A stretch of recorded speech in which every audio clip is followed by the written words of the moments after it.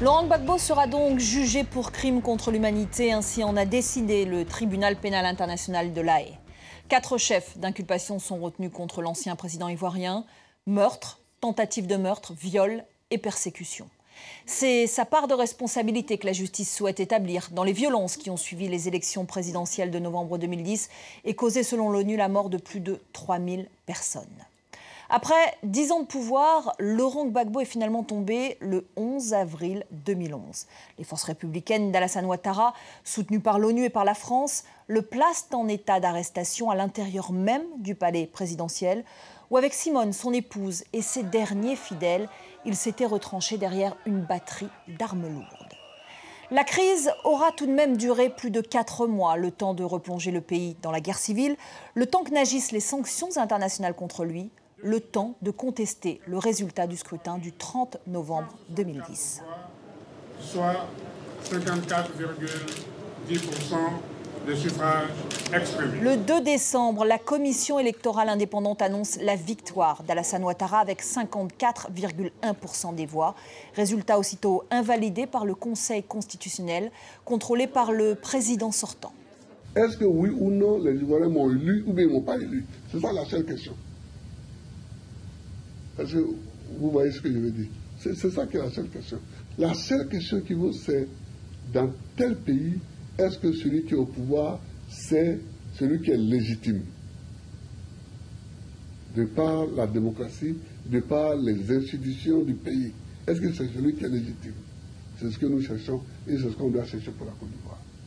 Le 4 décembre, les 2 hommes vont tour à tour prêter serment. La Côte d'Ivoire se retrouve alors avec 2 chefs d'État qui vont s'affronter par les armes et dans le sang.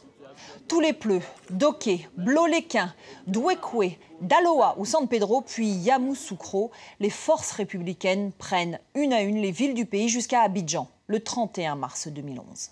Aujourd'hui, elles sont aux portes d'Abidjan. À tous ceux qui sont encore hésitants, que vous soyez officiers généraux, officiers supérieurs, officiers, sous-officiers, militaires du rang, je vous demande de vous mettre à la disposition de votre pays et de rejoindre ainsi la légalité. Après 20 ans de combat politique, Alassane Ouattara va finalement devenir l'homme fort de la Côte d'Ivoire. Mais pour que son pays profite pleinement de toutes ses richesses naturelles, il doit encore réussir le processus de réconciliation nationale, c'est-à-dire à la fois reconnaître sa part de sang versé et pardonner à ses adversaires d'hier. Billet retour à Abidjan avec Willy Bracciano.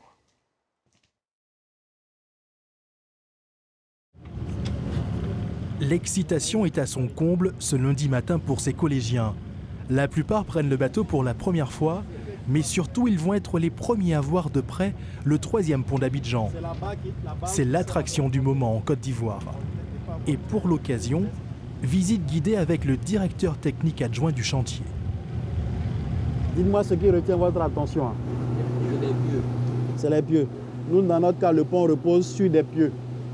Il y en a 62 au total. Vous avez des fils de 2 pieux. Et juste au-dessus de tout ça, vous avez les caissons. 47 000 mètres cubes de béton, 1400 ouvriers, 1,5 km de viaduc, un chef-d'œuvre qui émerveille Mélissa. Quand nous visitons comme ça, il y a des choses qu'on n'a pas encore vues.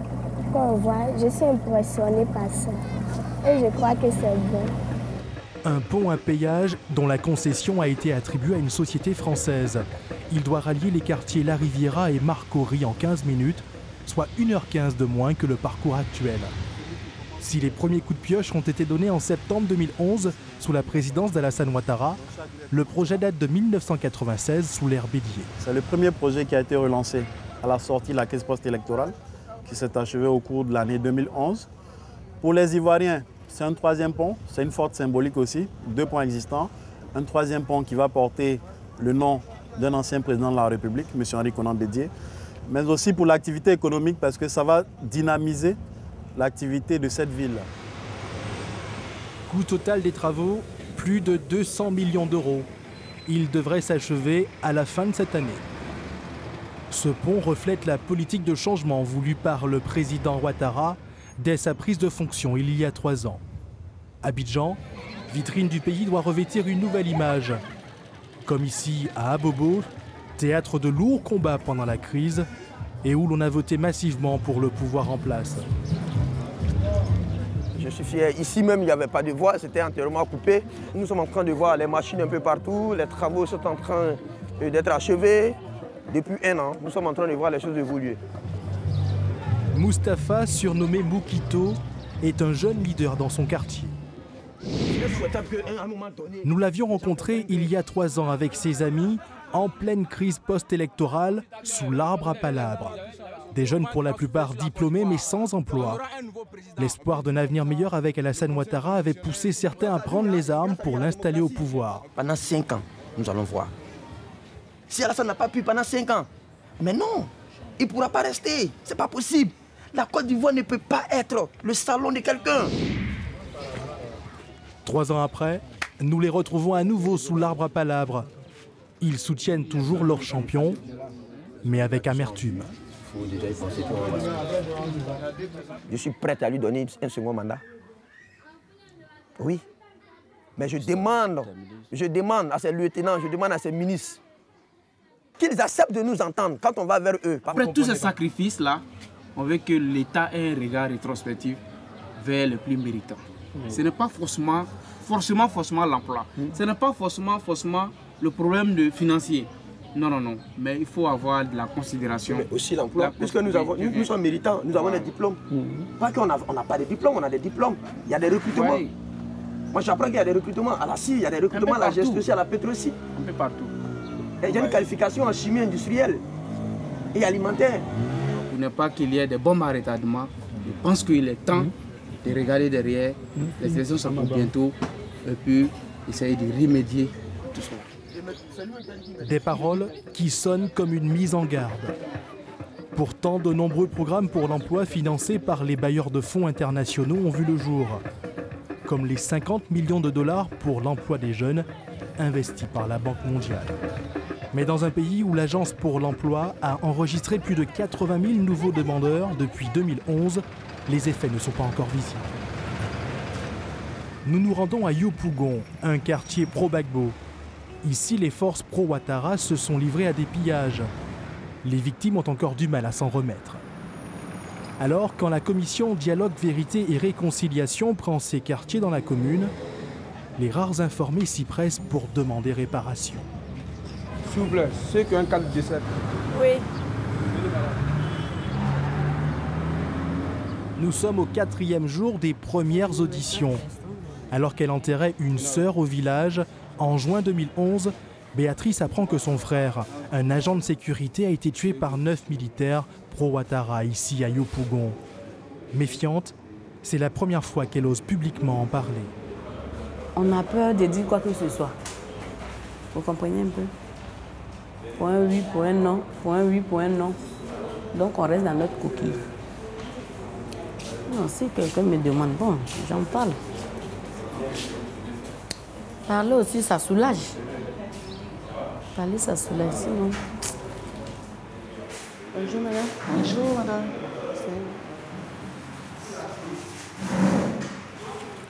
Mademoiselle Taou, je vous écoute. C'est à partir de quel moment, quelle année et qu'est-ce que vous avez vécu concrètement? Donc, juin 2011, étant au village, on m'a informé que mon grand frère avait été tué. Et quand je suis revenue, après les propos recueillis, il s'est trouvé qu'il y avait notre voisine du nom de Nadège qui avait alerté les FSI que mon frère serait un guerrier ou un roubé, donc milicien, un pro-Gbagbo. Vous n'avez pas retrouvé le corps? On n'a pas retrouvé le corps. C'est sa carte d'identité qui, par miracle, m'est revenue. Le problème, Béatrice n'a aucune preuve, ni aucun document pouvant attester le décès de son frère. C'est tout ce que vous avez comme preuve qu'il est mort physiquement. Ou bien il y a des témoins au moins. Il y a quelqu'un qui peut venir témoigner. Quelqu'un qui était là quand on l'attrapait, qui a demandé pardon. Béatrice devra revenir avec un document officiel. Ensuite, la commission aura jusqu'à fin septembre, avant sa dissolution, pour vérifier les faits et organiser des audiences publiques. Il y en a qui ont perdu quelqu'un. Ça fait mal, on nous raconte. Mais il y en a qui ont perdu beaucoup de biens. Donc la plupart du temps, il faut les dédommager. Fortement critiqué pour son très faible impact, après 2 années de tâtonnement, la tâche sera ardue pour la commission.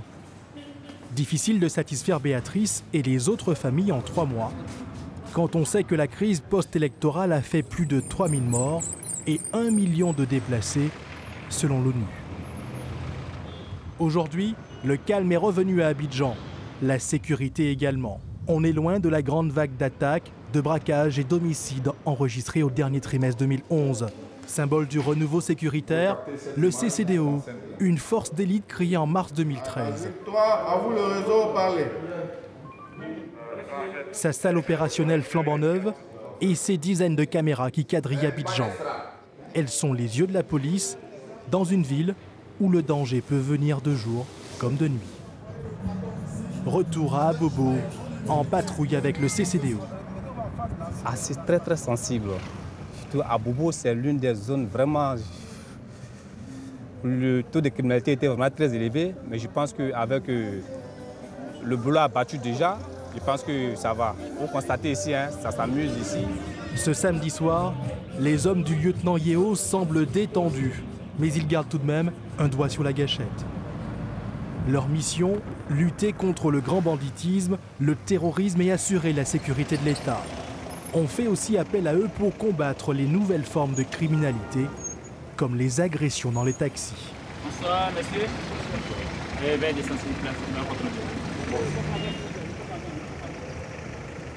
Les agressions dans ces temps-ci se font un peu récurrentes. Donc ça fait que, bon, on a connu le cas d'un mannequin qui a été agressé dans les taxis. Et après, il y a eu d'autres cas d'agression. Donc nous procédons maintenant aux fouilles. La particularité de cette nouvelle force, elle est composée de policiers, de gendarmes et de militaires. Quelques kilomètres plus loin, une autre équipe patrouille à pied à Marcory, quartier animé le samedi soir. Comme aujourd'hui c'est un jour de fête, on en passe pour voir si tout se passe bien, quoi. Ok? Dans des lieux comme celui-ci, les microbes n'hésitent pas à attaquer. Les microbes, ce sont des jeunes âgés de 9 à 15 ans. En bande organisée, ils dépouillent toute une rue. Un phénomène apparu dans les années 80 et qui refait surface. Bon, la société à Marcory, ça va, hein, ça va. Ça va un peu, quoi. Sinon, c'est pas trop ça. Souvent, les enfants de la rue nous agressent. Bon, en tout cas, c'est pas trop... La sécurité n'est pas trop stable, quoi. Donc, quand on les voit comme ça, on est content. Selon le dernier baromètre du Conseil national de sécurité, l'indice d'insécurité a chuté, passant de 3,8 en 2012 à 1,2 l'an dernier. Ce climat redonne confiance aux chefs d'entreprise et aux investisseurs. Il y a 3 ans, la société de transport et de logistique de Stéphane Éolier avait été l'une des victimes collatérales du conflit. Il avait diminué les salaires pour ne pas licencier. L'objectif donc, rattraper le retard. J'ai fait quelque chose qui est un peu bizarre, ils sont là pour vous, ils peuvent le reconnaître. Avec la crise là, je n'ai pas mis quelqu'un au chômage technique, je n'ai pas licencié. Vous êtes là pour reconnaître, hein? Vrai ou faux? Ah, vous ne parlez pas, hein? Ah bon, c'est vrai alors. Hein? D'accord, il ne faut pas dire ça dans votre gorge, hein? Ah, bon. Stéphane Éolier est un chef d'entreprise atypique. Dès 5 h du matin, il est déjà au bureau pour faire tourner cette société qu'il a créée et qu'il dirige avec sa femme depuis 13 ans. Aujourd'hui, sa société CIMAD, c'est 250 salariés et près de 700 journaliers. Pour un chiffre d'affaires de 125 millions d'euros l'an dernier, son ambition, se développer dans la sous-région. Si on veut être un pays émergent à l'horizon 2020, je crois que fondamentalement, ça passe par les PME et PMI locales qui ont cette dynamique de valeur ajoutée, cette dynamique d'embauche de personnel. Je crois que fondamentalement, et je le dis, il y a tout pour être heureux en Côte d'Ivoire, il y a tout pour être heureux en Afrique, et en particulier, comme je dis, en Côte d'Ivoire. Ces PME et ces PMI sont le vivier, le socle pour le futur de la Côte d'Ivoire. Demander une commission. Un avenir économique qui semble s'annoncer radieux. La Côte d'Ivoire est sortie de la récession il y a 2 ans et connaît actuellement une croissance digne de celle des tigres asiatiques, plus 8,7% en 2013 et presque 10% en 2014, selon les prévisions du FMI. Mais l'embellie économique ne profite pas encore à tous. Le panier de la ménagère est quasi vide. Beaucoup se plaignent de la vie chère. Un habitant sur 2 vit avec moins d'$1 par jour. Résultat de 10 ans de crise. Aujourd'hui, comme ça, on n'a pas encore la chance d'avoir un poisson. Ça peut venir. Voilà. Oh, c'est parti. Il y a un qui vient de nous échapper là. La pêche du jour est bien maigre pour Faustin et Jean-Roger. 2 petites carpes et quelques crabes dans leur filet. Pas de quoi espérer une rentrée d'argent aujourd'hui. D'ailleurs, depuis la crise, leur pouvoir d'achat est en berne. Donc vraiment, la pêche fait beaucoup de choses pour nous ici. De plus souvent, c'est la nuit qu'on pêche beaucoup les poissons. Donc maintenant, quand la pêche est limitée depuis la crise, bon, ça fait qu'on a des problèmes. La pêche à la pirogue est une tradition ici à Blocos, un petit village ébrié en bordure de lagune. Mais Blocos est aussi connu pour avoir soutenu l'ancien président Gbagbo. Faustin veut nous présenter ses amis. Ils n'ont pas oublié ce que les pro-Ouattara leur ont fait subir. C'est le cas de Jonas, arrêté, battu, accusé de cacher des armes dans la lagune. Il ne veut plus pêcher. Pourtant, aujourd'hui, ses amis et lui se disent prêts à passer l'éponge sur les différends avec le camp d'en face. Si ce n'était pas à cause de cette crise, mon père serait encore en vie.